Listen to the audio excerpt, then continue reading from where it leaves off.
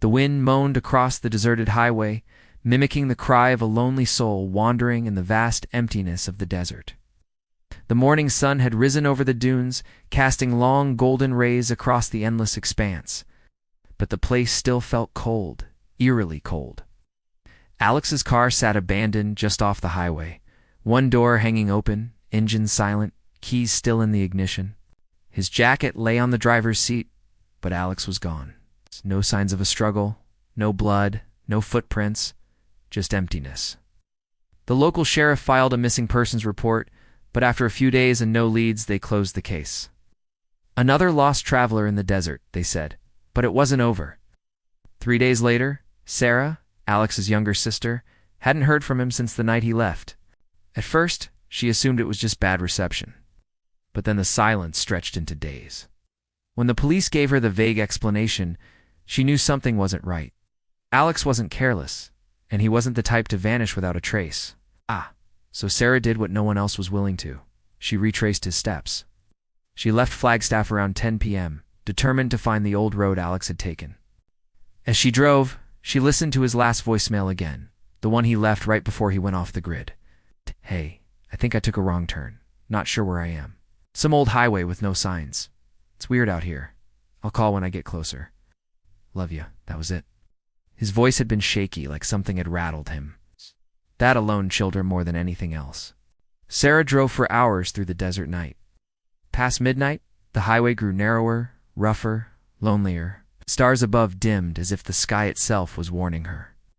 Then, just like in Alex's last known location, her phone went dead. No signal. The GPS glitched and blinked out. Her car's headlights illuminated a faint figure standing ahead on the side of the road. She slowed. It was a gas station, old, rusted, exactly like the one Alex had described in his texts. It's the same flickering neon sign, the same oppressive silence.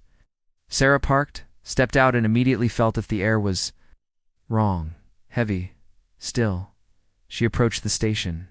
Inside, behind the dusty counter, stood a man with a hollow smile and eyes like black glass. "Looking for someone?" he rasped. Sarah froze. "My brother. Alex, he came through here 3 nights ago." The man stared at her for a moment too long. Then he said, "He stayed on the road too long." "What does that mean?" He heard them. "Didn't you? But blood ran cold?" "Heard what?" The man leaned in. "The ones who live beneath the road." Before she could respond, the radio behind him crackled, just static at first. Then a voice faint and familiar. "Sarah, ... don't stop, ... keep driving." Her heart stopped. "Alex," she whispered. But the voice was gone. She backed away slowly, then ran to her car, slamming the door shut. The gas station lights blinked out behind her, one by one, swallowed by the desert. She started the engine and floored the gas. A mile down the road, she saw movement in the rearview mirror. A figure, long and crooked, was standing in the middle of the highway.